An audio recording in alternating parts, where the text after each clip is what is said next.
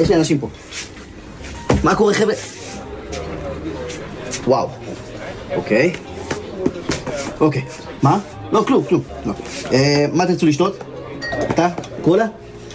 ולימון הגרוס. איך אני יודע? אני יודע, הכל טוב. בסדר, נטפל בכם, אל תדאגו.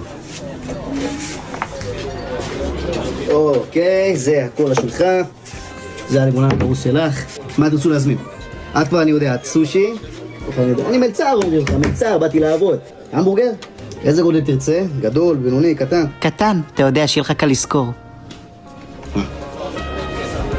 שלך, סושי גדול, ושלך ייקח לו זמן, כי אתה פשוט רוצה את זה well done.